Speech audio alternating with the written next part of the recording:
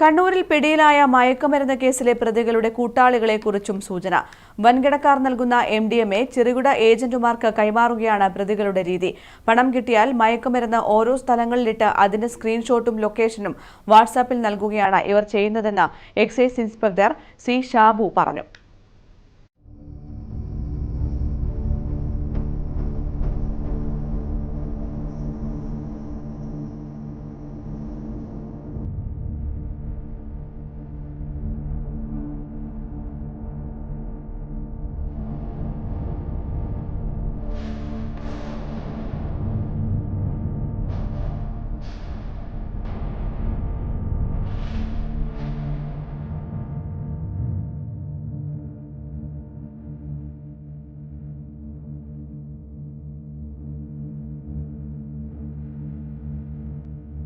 ആദികടലായി ക്ഷേത്രത്തിന് സമീപത്തെ സ്വകാര്യ റിസോർട്ടിൽ എക്സൈസ് എത്തിയത് കൃത്യമായ വിവരത്തിന്റെ അടിസ്ഥാനത്തിലായിരുന്നു. കരിപ്പാൽ സ്വദേശിയായ P. മുഹമ്മദ് മഷൂദിനെ തേടിയാണ് എക്സൈസ് എത്തിയത്.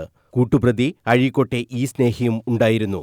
താളിക്കാവിൽ വെച്ച് 2024 മെയ് മാസം 207 ഗ്രാം MDMA പിടികൂടിയ കേസിൽ റിമാൻഡിലായിരുന്നു മഷൂദ്. ഒരു മാസം മുമ്പാണ് ജയിലിൽ നിന്നും പുറത്തിറങ്ങിയത്.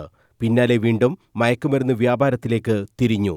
വൻകിടക്കാരിൽ നിന്ന് മയക്കുമരുന്ന് വാങ്ങി അത് ഏജന്റുമാർക്ക് കൈമാറുന്ന കണ്ണികളായാണ് ഇരുവരും പ്രവർത്തിച്ചതെന്നാണ് എക്സൈസിന് ലഭിച്ച വിവരം. പല ഏജന്റുമാർക്കും മയക്കുമരുന്ന് നൽകിയത് ഇരുവരുമാണെന്ന് മയക്കുമരുന്ന് വേട്ടയ്ക്ക് നേതൃത്വം നൽകിയ excise enforcement special squad circle inspector C. Shabu പറഞ്ഞു. എക്സൈസ് കമ്മീഷണർ സ്ക്വാഡ് അംഗങ്ങളായ ഗണേഷ് ബാബു, ജലീഷ് P. എന്നിവർക്ക് ലഭിച്ച രഹസ്യ വിവരത്തെ തുടർന്ന് ആദികടലായി എന്ന സ്ഥലത്ത് പ്രവർത്തിക്കുന്ന വൈറ്റ് ഹൗസ് എന്ന ഹോം സ്റ്റേയിൽ നിന്നാണ് മുഹമ്മദ് മഷൂദ്, സ്നേഹായി എന്നിവരെ മെത്താംഫിറ്റമിനും ഹാഷിഷ് ഓയിലുമായി എക്സൈസ് സംഘം അറസ്റ്റ് ചെയ്തത്. തുടർന്ന് ഇവരെ ചോദ്യം ചെയ്തതിൽ നിന്നും രണ്ടുപേരുടെയും കൂട്ടുത്തരവാദിത്വത്തോടു കൂടി വിൽപ്പനയ്ക്കായി സൂക്ഷിച്ചിരുന്ന MDMAയും മെത്താംഫിറ്റമിനും സ്നേഹയുടെ വീട്ടിൽ നിന്ന് അവർ കാണിച്ചു തന്ന പ്രകാരം കണ്ടെടുക്കുകയാണ് ഉണ്ടായത്. കൂടുതൽ അന്വേഷണത്തിനായിട്ട് കേസ് ഫയൽ AICക്ക് കൈമാറുന്നതാണ്. ഇവരെ ചോദ്യം ചെയ്തതെന്ന് മനസ്സിലാക്കാൻ കഴിഞ്ഞത് ഇവർക്ക് മയക്കുമരുന്ന് വേറെ ആൾക്കാർ എത്തിച്ചു കൊടുത്ത് ഇവിടെ സ്പോട്ടുകൾ കണ്ടെത്തി ആൾക്കാർക്ക് എത്തിച്ചു കൊടുക്കുന്ന രീതിയാണ് ഇവർ പിന്തുടർന്നുകൊണ്ടിരുന്നത്. വാട്സാപ്പ് മുഖേനയാണ് ഇവർ ബന്ധപ്പെടുന്നത്. ഈ റാക്കറ്റിലെ കൂട്ടുപ്രതികളെക്കുറിച്ചും എക്സൈസിന് സൂചനകൾ ലഭിച്ചു. ശ്രീകണ്ഠാപുരം സ്വദേശിയാണ് മയക്കുമരുന്ന് എത്തിച്ചു നൽകിയതെന്നാണ് പ്രതികളുടെ മൊഴി. ഇവരെ ചോദ്യം ചെയ്തെന്ന് അറിയാൻ കഴിഞ്ഞത് ശ്രീകണ്ഠാപുരത്തുള്ള ഒരാൾ ഇതിന് പുറകിലുണ്ട്. പിന്നെ അയാളെ ചുറ്റിപ്പറ്റി വേറെ കുറേ ആൾക്കാരുണ്ട്. അവർ എല്ലാവരുടെയും പേര് കൃത്യമായിട്ട് വെളിപ്പെടുത്തിയിട്ടില്ല. അത് ഇവരെ വിൽക്കാൻ ഏൽപ്പിച്ചിരിക്കുന്ന ആള് ഇവർക്ക് ഒരു ഏജന്റിന്റെ ഡീറ്റെയിൽസ് കൊടുക്കും. അപ്പോൾ ആ ഏജന്റിനുള്ള സാധനം ഇവർ ഒരു ലൊക്കേഷനിൽ എത്തിച്ചു കൊടുത്ത ശേഷം ഇവർ അതിന് ഫോട്ടോയും ഡീറ്റെയിൽസും എല്ലാം വാട്സപ്പിൽ അവർക്ക് അയച്ചു കൊടുക്കണം. അവരാണ് ഇത് വാങ്ങാൻ വരുന്ന ആളിന് ഡീറ്റെയിൽസ് കൊടുക്കുക.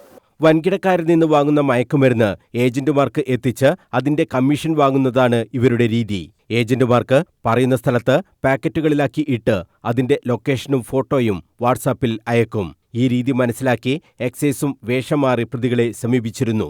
എക്സൈസ് കമ്മീഷണർ സ്ക്വാഡംഗങ്ങളായ P. ജലീഷിനും PV ഗണേഷ് ബാബുവിനും ലഭിച്ച ഒരു രഹസ്യവിവരമാണ് പ്രതികളെ നിരീക്ഷിക്കാൻ കാരണമായത്. ദിവസവും പ്രതികളുടെ നീക്കങ്ങൾ അതീവ രഹസ്യമായി എക്സൈസ് നിരീക്ഷിക്കുകയും ചെയ്തു. തുടർന്നായിരുന്നു അറസ്റ്റ്. 275 ഗ്രാമോളം MDMAയാണ് പ്രതികളിൽ നിന്നും പിടികൂടിയത്. സമീപകാലത്ത് കണ്ണൂരിൽ നിന്ന് പിടിച്ച ഏറ്റവും വലിയ മയക്കുമരുന്ന് വേട്ട കൂടിയാണിത്. പ്രതികളെ പിടികൂടുന്നതിന് കേരള ATSന്റെ സഹായവും നിർണായകമായി. അസിസ്റ്റന്റ് ഇൻസ്പെക്ടർമാരായ Santhosh Thunoli, Anilkumar PK, RP Abdul Nasar, preventive ഓഫീസർമാരായ T. Khalid, PP Suhail, P. Jaleesh, assistant excise inspector C. Ajith, Shamajith, civil excise ഓഫീസർമാരായ അജ്മൽ, സായൂജ്, വനിതാ സിവിൽ എക്സൈസ് ഓഫീസർമാരായ P. Seema, Shabna, excise commissioner സ്ക്വാഡംഗം PV ഗണേഷ് ബാബു എന്നിവരും മയക്കുമരുന്ന് പിടികൂടിയ സംഘത്തിൽ ഉണ്ടായിരുന്നു. News bureau, Kannur.